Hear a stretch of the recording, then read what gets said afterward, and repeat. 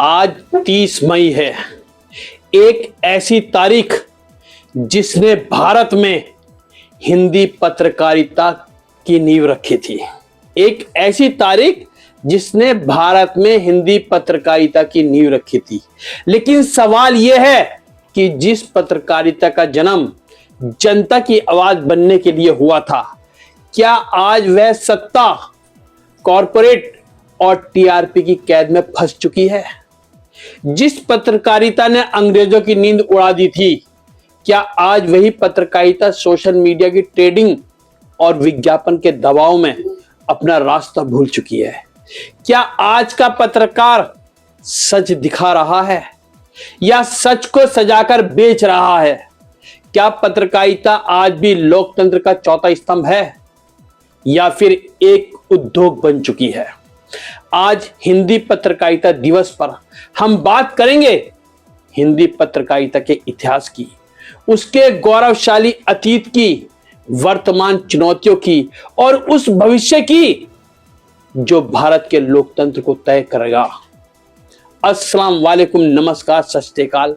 मैं सैयद नवेद सब्जवारी, आपका दोस्त, आपका साथी सैयद नवेद ब्लॉग से। 30 मई 1826 कोलकाता से एक अखबार प्रकाशित हुआ था जिसका नाम था उदंत मार्तंड। इसका अर्थ था समाचार का सूर्य। इसके संपादक थे पंडित जुगल किशोर शुक्ल। यह भारत का पहला हिंदी समाचार पत्र था। उस समय अंग्रेजी और बंगाली अखबार मौजूद थे, लेकिन हिंदी बोलने वाली विशाल आबादी के लिए कोई अखबार नहीं था। जुगल किशोर ने यह कमी दूर की। उन्होंने हिंदी भाषी लोगों को समाचार पहुंचाने का बीड़ा उठाया। यही कारण है कि हर साल 30 मई को हिंदी पत्रकारिता दिवस मनाया जाता है। भारत का स्वतंत्रता आंदोलन सिर्फ तलवारों और आंदोलन से नहीं जीता गया था, कलम ने भी उतनी ही बड़ी लड़ाई लड़ी थी। लोकमान्य तिलक का केसरी, महात्मा गांधी का हरिजन, गणेश शंकर विद्यार्थी का प्रताप और कई अखबार जनता में जागरूकता फैलाते थे।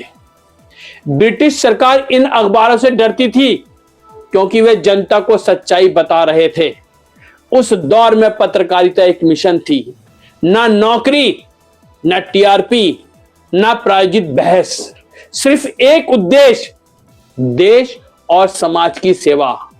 आजादी के बाद पत्रकारिता का स्वरूप बदलने लगा। अखबार बड़े हुए, मीडिया संस्थान बने, टेलीविजन आया, फिर डिजिटल मीडिया आया।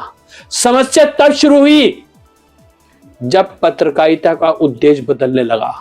जहां पहले खबरें बिकती थी, वहां अब दर्शक बिकने लगे। जहां पहले संपादक महत्वपूर्ण था, वहां अब मार्केटिंग टीम महत्वपूर्ण हो गई। जहां पहले सवाल पूछे जाते थे, वहां अब नैरेटिव बनाए जाने लगे। पत्रकारिता धीरे धीरे मिशन से प्रोफेशन और फिर बिजनेस बन गई। आज न्यूज चैनल खोलिए, बहस कम, शोर ज्यादा, तथ्य कम, आरोप ज्यादा, रिपोर्टिंग कम, नाटकीयता ज्यादा।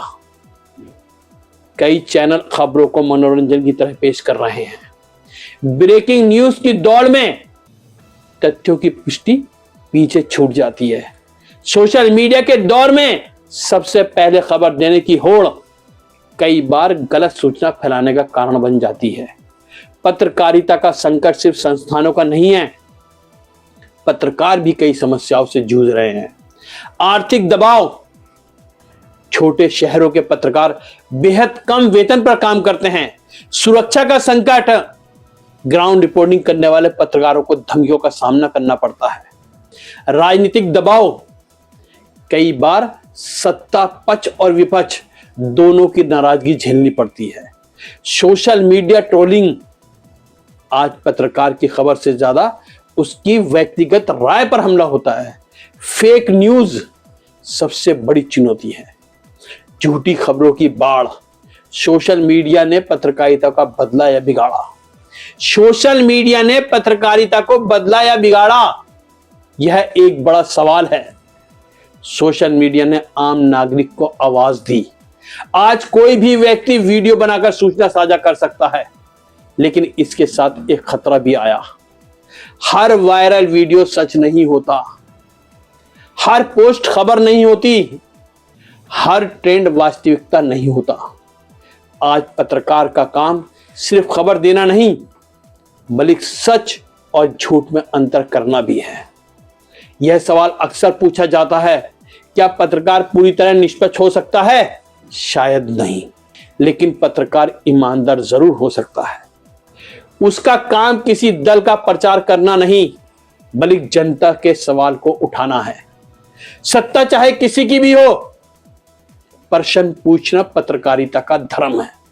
लेकिन आज के दौर में पत्रकारिता का गिरता स्तर अनेकों कारण हैं। कारपोरेट नियंत्रण, राजनीतिक ध्रुवीकरण, विज्ञापन आधारित मॉडल, टीआरपी की प्रतिस्पर्धा, फेक न्यूज, तथ्य जांच की कमी, सोशल मीडिया का दबाव, इन कारणों ने पत्रकारिता की विश्वसनीयता को प्रभावित किया है।